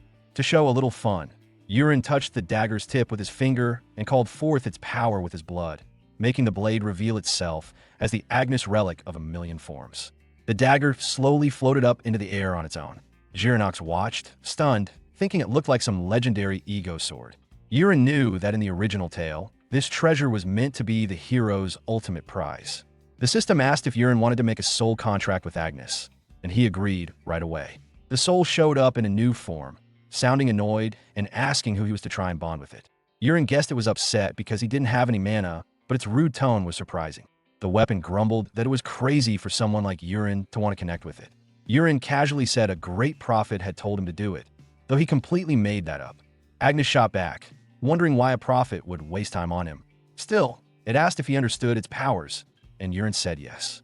Agnes was a relic that could change shape, splitting into a main part and a smaller form that could turn into anything the user imagined. In the original story, the hero used it as a sword and shield, and even if the smaller piece got lost, it would always come back to the main part. Agnes scoffed, saying Yurin didn't know how to use it since it needed mana to work. Yurin just stared, thinking it was a very chatty weapon. Then he pointed at it and decided to wear it like a ring. Agnes complained it felt hot, almost like it was melting, while Yurin noticed his inner energy blended well with its mana power. Yurin asked Jirinox how much longer he planned to stay in this rundown part of town, and the blacksmith said 2 days would do. They decided to meet at sunset in the main park of the castle grounds. On his way there, Yurin suddenly heard a familiar voice calling his name. Ilya appeared, questioning why he was here, leaving both of them puzzled. Looking around, Yurin realized the place felt strangely familiar. It was the same spot where the original hero had first met Ilya. She wondered why he seemed different, and Yurin apologized, feeling like the story had already gone off track.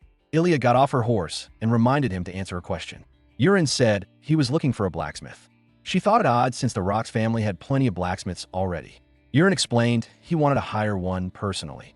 Ilya said she could have helped if Head asked earlier, but Yurin told her Head already found someone promising. Just then, Jirinox showed up and greeted him. When asked if Head had been waiting long, Yurin said the timing was perfect.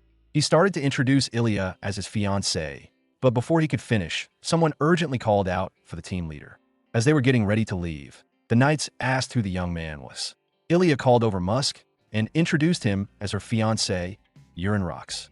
Musk repeated the name nervously, surprised that someone from the powerful Rox family would show up here. He then introduced himself as Musk Malone, commander of the 5th Night Division under the Marquis. Yurin greeted him politely, but in his mind, he already knew Musk was just a forgettable minor character with no real importance. As Musk's group prepared to move, a group of kids suddenly ran into their path, and Yurin stepped forward to help, which quickly turned into a small fight. Ilya arrived just in time to stop the mess, and that moment marked the real start of their relationship. What really mattered was that in the original story, Yurin had joined Ilya on a dangerous mission and saved her life. Without him, her story would have taken a dark turn. He couldn't let that chance slip away. Calling to her, Yurin asked where she was going.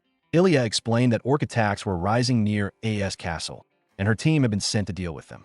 Hearing this, Yurin said he wanted to join the mission.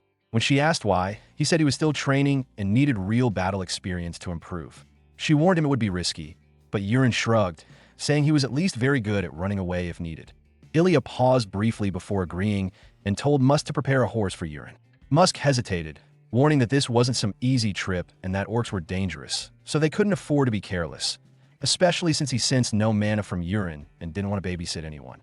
But since it was an order, Musk reluctantly accepted, grumbling and giving Yurin a sharp, cutting glare. Yurin and Ilya exchanged a quiet glance before continuing. She reminded him that the mission was risky and told him to stick close. Yurin agreed without hesitation. He also told Jirinox to stay ready, and the blacksmith nodded. Soon, the whole group started moving out. When they reached their destination, Ilya said they would split into teams of 5 to look for the orc camp. No one was allowed to attack right away. If they found the village, they had to retreat quickly and signal with a flare. She showed the path her team would take, and everyone got moving. Hours passed as they searched, and by night, one soldier complained that the orc tracks were faint and hard to follow in the dark. Not sure what to do, he asked Ilya for orders. She decided they had to pull back for now. Suddenly, sharp flare signals rang out across the area, one, then another, and then several more, appearing along different trails. Ilya asked how many flares had been sent, a soldier counted 5, while Yurin whispered it was only 4. He hadn't finished counting yet. Without wasting time, Ilya chose to go toward the northwest flare first. They raced to the spot, but Ilya's face darkened when they arrived. Every soldier there lay still on the ground, completely wiped out. Ilya's team stood frozen, horrified by what they saw. Fallen soldiers whose armor looked like it had melted away from their bodies, with no clue when the attack had happened. Without delay, Ilya ordered everyone to race toward the southern flare, only to find the same grim scene waiting. Another group of soldiers completely wiped out. One knight urged her to hurry to the next signal, but Yurin suddenly stopped them, making Ilya puzzled as she called his name. Yurin explained the orcs weren't fighting directly, but were ambushing each team separately, turning any forward move into a deadly trap. He said their only choice was to end the mission and send a flare to call everyone back. Yurin added that the whole formation was a mess because someone reckless had messed things up, reminding himself bitterly of how the original hero had been blamed and cursed by readers for this exact failure, bringing back painful memories. Musk angrily snapped at Yurin, saying he knew nothing about war strategy, but Yurin stared him down and told him to be quiet, leaving Musk stunned and speechless. Suddenly, Musk collapsed, clutching his side as if struck by pain, but Ilya quickly reminded him this wasn't the moment to weaken, calling out to her fiancé and sharply warning her subordinate to watch his words. Musk immediately realized his error and begged for forgiveness, while Yurin remained silent, quietly watching everything unfold. Turning to Ilya, he remembered how, in the original tale, she hesitated and froze, so he encouraged her to think clearly and decide if this was really the time to hold back. She agreed that Yurin was right. Her mind had been clouded, and ordered a blue flare to be launched without delay to gather any survivors left. The bright signal shot high into the sky, lighting up the forest all around. Girinox muttered that Yurin was amazing for acting so fast, but Yurin downplayed it.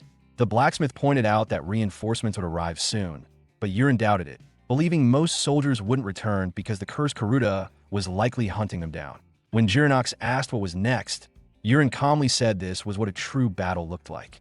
Just then, a frantic soldier ran in, warning the leader to flee while there was still time. Ilya raised her sword toward the approaching sound, and moments later a massive horde of orcs stormed out of the shadows, far more than anyone had expected. Musk shouted that the number was unbelievable, and Ilya, shaken, apologized to Yurin for putting him in such danger. Yurin simply told her it was all right. Yurin told her not to worry, they weren't going down here today. She pressed him, wanting to know his plan. Calling on Agnes, he prepared to test the special skill he had practiced for 2 days, the Black Iron Burst, a powerful 3-star ability. He shaped a black iron pellet using a fake body and threw it into the charging orc horde. At first, the orcs laughed as the pellet bounced harmlessly off their weapons, but then it exploded with a deafening roar, wiping out dozens in an instant. With a quick gesture, Yurin pulled the glowing sphere back, impressed at how well Agnes' power combined with his own. The remaining orcs surged forward in anger, but Yurin threw the sphere again, causing another massive blast that tore through their ranks. He told everyone the spheres were made of black iron and promised to explain later, though the damage spoke for itself. The orcs were breaking fast. Ilya's eyes widened as she asked why her soldiers weren't moving. They needed to attack while they still had the chance.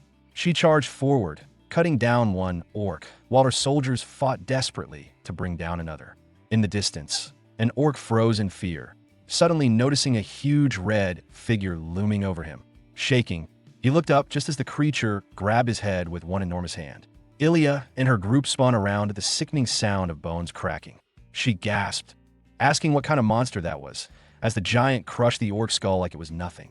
Yurin's face grew serious. Karuta, the legendary orc warrior, had finally arrived. If they didn't stop this arrogant beast today, none of them would survive to see another dawn. Karuta let out a fierce roar that shocked Ilya and the soldiers around her. He raised his massive sword, preparing for battle, then launched himself into the air, aiming a powerful strike straight at Ilya. She told herself to dodge, but before she could move, Yurin grabbed her from behind, questioning why she was frozen in place. The orc swung hard, but thanks to Yurin's quick reflexes, Ilya barely avoided the deadly blow. Yurin muttered that he almost died while Ilya tried to catch up to what had just happened. She then noticed her comrades lying defeated on the ground, knocked out by Karuta's attack. The orc's fierce eyes shifted to Yurin, who wasted no time throwing his black iron blast at the giant. The attack exploded loudly, but Karuta didn't even flinch. When the smoke cleared, the massive orc stood untouched, completely unharmed by the powerful strike. Yurin stared, surprised, realizing his attacks weren't working. He thought to himself that Karuta's skin was as hard as steel and that the orc's terrifying presence made him even more dangerous. Ilya cursed loudly at the orc for what it had done to her team, gripping her sword tightly and vowing she wouldn't forgive the beast. She charged forward, using her special attack to strike the orc, but Karuta managed to block her blow. As they battled fiercely, her soldiers cheered her on, impressed by her skill, while Yurin thought to himself that this was exactly why she was called the Sword Queen. Although the fight was still early in the story, Yurin was surprised to see Ilya pushing Karuta so hard, even cutting through parts of his steel-like skin and armor. Karuta, shocked to be hurt, suddenly unleashed a powerful magical aura, roaring loudly and filling the area with energy that stunned Ilya. She hadn't expected an orc to use magic like that. Then, stronger than before, Karuta launched a fierce attack at Ilya, and although she managed to block it, the effort drained all her strength. Yurin reflected that the scene matched the original novel exactly, where Ilya had been overpowered by Karuta and sent crashing back by the sheer force of the blow. Her followers rushed toward her in alarm, checking her condition as she struggled to push herself up, burdened by the shame of being unable to overcome a mere beast. Realizing the danger, she prepared to retreat, but at that instant Yurin suddenly stepped forward, leaving her stunned by his unexpected move. As the orc warrior hesitated in confusion, Yurin swiftly drew one of his daggers and, with a sharp motion, unleashed his precise throwing technique toward the enemy. The attack startled the orc, yet responded instantly, slicing through the flying blade and shattering it midair. Yurin was taken aback by how easily his carefully aimed weapon had been destroyed. Seeing this, the orc grew bolder, bursting into mocking laughter at Yurin's apparent weakness, until a strange glow appeared near its shoulder. Before any reaction was possible, a violent blast erupted, shaking the area. When the smoke dispersed, blood dripped to the ground, and Karuta was revealed clutching one shoulder, heavily injured and barely able to remain standing from the damage inflicted. Yurin advanced with a light laugh, clearly amused, as he revealed that the first blade had only been a decoy, thrown to distract the orc while the real strike followed unseen. With a sharp and calculating air, he noted that although the orc's hide resembled hardened metal, it was far from invulnerable everywhere. The idea of exposed points kept flashing through the gaps in the creature's armor, making it impossible for Yurin to ignore those openings. Karuta, seething with fury, reacted instantly and rushed straight toward him, catching Yurin off guard with a sudden burst of speed. A heavy blow followed, but Yurin narrowly slipped past it, evading the strike by a hair's breadth. The orc continued its relentless assault while Yurin danced away each time, until he countered by releasing another attack that detonated violently against the orc's body. Yurin maintained his laughter, clearly enjoying the exchange, while making it clear he would not allow the creature to corner him so easily. At that moment, Karuta shifted its gaze toward the nearby observer, Jirinox, prompting Yurin to notice the change in focus. The orc began moving in the bystander's direction, alarming Yurin as the situation took a sudden turn. Without warning, the creature sprang into the air and brought its blade down toward Jirinox, forcing Yurin to sprint forward as panic surged through his thoughts. Knowing he had no time to hesitate, he activated his ability and poured every ounce of his inner strength into the small dragon's treasure, pushing his body beyond its limits to gain speed. At the critical instant, just before the orc's strike could reach Jirinox, Yurin used his enhanced speed to seize the bystander and pull him clear, slipping past the blow before it could connect. The attack slammed down with terrifying force, yet it struck nothing, leaving the orc stunned by the complete miss, while Ilya and her followers stared in disbelief at Yurin's overwhelming speed. After securing Jirinox's safety, Yurin immediately shifted his focus back to Karuta, signaling that the battle was nearing its conclusion as he summoned his legendary ego sword, Agnes. With a calm yet confident presence, Yurin revealed a glowing butterfly in his hand, known as the Bloodflower Butterfly, one of the most dangerous hidden weapons of the four Heavenly Tang clan. He released the summoned creature forward, guiding it with precision as it carried out a curved attack pattern, circling its target with intent. The butterfly began spiraling around the orc warrior, its unpredictable movement leaving Karuta momentarily confused and unable to follow its path. Watching from aside, Ilya could not help but notice the creature's graceful beauty, while the orc's patience quickly wore thin. Growing irritated, Karuta lashed out repeatedly, swinging its weapon wildly in an attempt to destroy the butterfly. but each strike passed through empty air as the creature effortlessly avoided them. Suddenly, the butterfly settled gently onto the orc's body, causing Karuta to freeze for a split second. A sharp glow burst forth from the delicate wings, and in that instant the orc realized the danger too late, as a massive explosion erupted, unleashing a devastating blow that engulfed the warrior completely. Yurin already understood how it would end, while Ilya stood frozen, shocked by the sudden outcome before her eyes.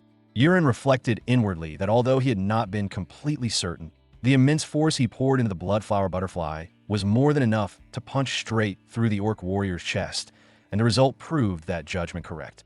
Ilya and her followers were stunned by the victory they had just witnessed, but Ilya quickly regained her composure and stopped them, reminding them that the battle was not truly finished yet.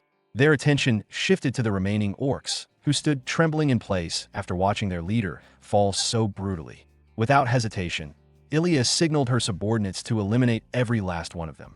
Jirinox soon expressed his gratitude toward Yurin for saving his life, while Yurin quietly acknowledged to himself that his first genuine battle had ended without disaster. Sometime later, night settled over the area, and Yurin checked on Ilya's condition. She was clearly injured, though she endured it calmly, aware that her life had been spared and that complaining would serve no purpose. Yurin considered their actions natural under the circumstances, as cooperation was the only reason they survived, before smoothly shifting the discussion back to a question she had raised earlier. He explained that swords were not his chosen weapons, and that his true training lay in the use of concealed tools. Ilya, curious from the start, interpreted this to mean blades, such as daggers, her interest in Yurin only deepening after everything she had witnessed. Yurin confirmed it, explaining that both the earlier exploding sphere and the butterfly used at the end were part of his arsenal of concealed weapons, leaving Ilya visibly shaken by how destructive such tools could be. Yurin reflected quietly that her reaction made sense, since she had grown up believing the sword stood above all other weapons, and he hoped that witnessing this battle would expand her understanding beyond that belief. One of Ilya's followers soon informed her that the magic pouch was ready, and after hearing this, Ilya decided that while collecting every corpse would take too long, claiming the leader's head was necessary. With a clean strike, she severed the orc commander's head and lifted it, momentarily stunned by its sheer size. A subordinate pointed out that placing it inside as it was might stain the pouch, but Ilya dismissed the concern, reminding them that such pouches existed specifically to hold the heads of fallen enemy leaders. She then noted how late it had become and instructed everyone to begin the return. Just as they turned to leave, their movement halted abruptly when Musk appeared ahead of them, accompanied by several other figures standing silently in their path. The moment Ilya spotted Musk, she immediately questioned his absence, noting that the signal flare had been released long ago. Musk explained that their unit had pushed too far ahead and ended up walking straight into an orc ambush, and by the time they managed to break free, they had already lost precious time. Ilya accepted the delay but quickly noticed something wrong, asking why only 2 people had returned instead of the full group. Musk revealed that the others had all been killed, admitting that the orcs were far more powerful than anticipated. Unwilling to accept this without proof, Ilya insisted on seeing the fallen herself and demanded to be taken to their bodies. Musk tried to stop her, arguing that the night was too deep and suggesting they wait until morning, but Ilya refused to back down and repeated her demand to go immediately. Letting out a slow breath, Musk claimed he would first explain their positioning, saying there was no alternative. At that exact moment, as he finished speaking, he suddenly drew his weapon and lunged toward Ilya, catching her completely off guard. Before the strike could land, a dagger flashed through the air, and Musk's arm was severed in an instant, the attack coming from Yurin without hesitation. Musk collapsed to the ground, screaming in agony, while Yurin stared down at him with a chilling calm and pointed out that despite claiming to have battled orcs, there was not a single trace of green blood on him, only the red of humans. Yurin made it clear that such a clumsy deception would never fool him and pressed further, exposing that Musk had been working with the enemy all along and feeding them information from the very beginning. Musk reacted in shock, realizing that his betrayal had already been uncovered, while Yurin silently reminded himself that this was a story he knew better than anyone else. Hearing everything, Ilya stepped forward without hesitation and drew her blade, causing Musk to panic as he desperately tried to cling to old loyalties and past contributions. Ilya dismissed those excuses as meaningless and swiftly ended his life, refusing to allow betrayal to go unpunished. She then immediately ordered her soldiers to capture the remaining accomplice who had arrived with Musk. By the following day, within the noble quarters of Assi Castle, a familiar voice repeatedly called out to Yurin, addressing him as a young master.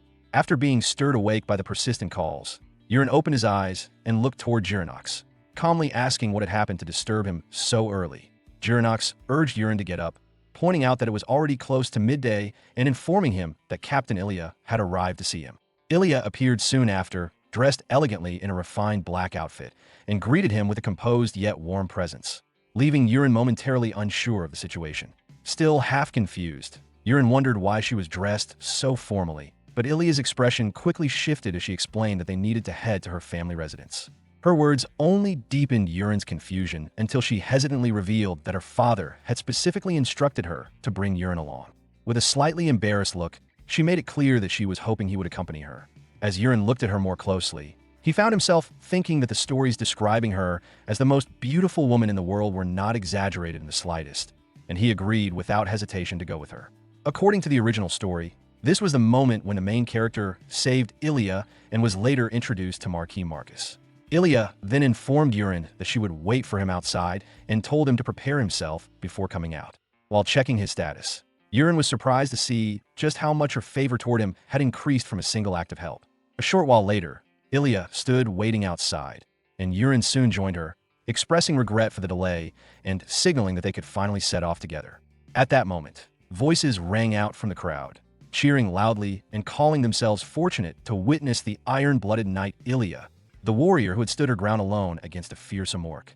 Ilya responded with calm waves to those supporters, while Yurin quietly reflected that the title of Iron-Blooded Knight had been granted to her because she never retreated, even when death stood directly before her, exactly as it had been described in the novel.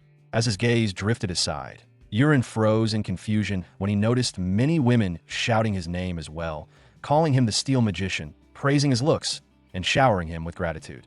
The unfamiliar title left him momentarily stunned.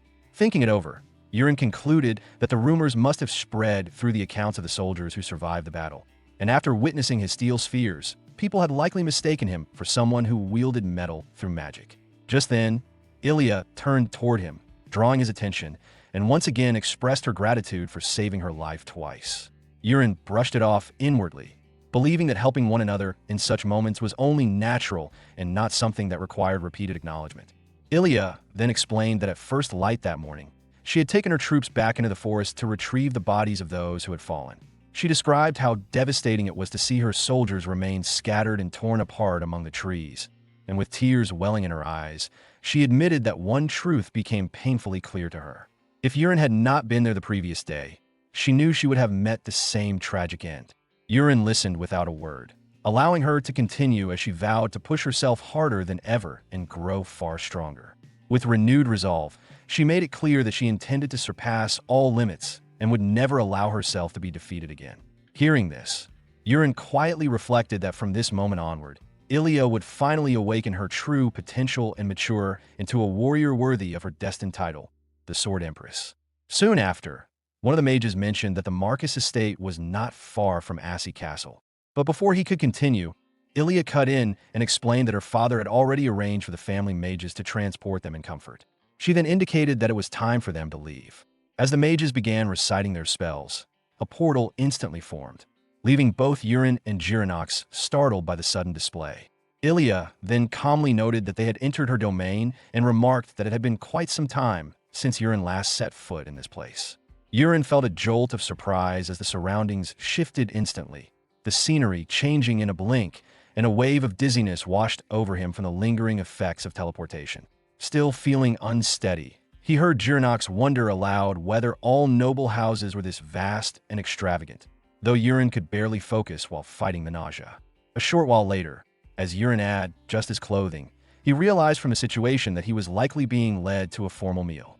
In the original story, the protagonist had been served nothing but Chiarain soup every single day at the Marquis residence. But this time Yurin believed he would finally taste proper noble cuisine, a thought that lifted his mood as he made his way toward the dining hall.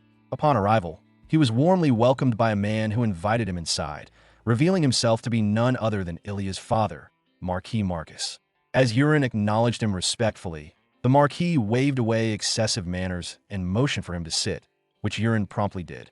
The Marquis then expressed that there was something he needed to say first, leaving Yurin slightly taken aback by the seriousness of his tone. He explained that before Ilya was connected to Yurin in any formal way, she was first and foremost his daughter, and for that reason alone, he was deeply grateful that Yurin had saved her life. Yurin accepted this calmly, believing his actions were simply what the situation demanded. Just then, a servant announced that the food had arrived, and Yurin's anticipation rose as the dishes were revealed. However, that excitement quickly turned into disbelief when he discovered that the meal placed before him was none other than the Marcus family's signature chiarain soup once again. Yurin's expression clearly showed his dismay as the Marquis explained that while the dish resembled the version served by the Rox family, the Marcus household's recipe was far richer, enhanced by their own closely guarded broth. After encouraging him to eat, Yurin, despite his disappointment, accepted the meal with proper gratitude.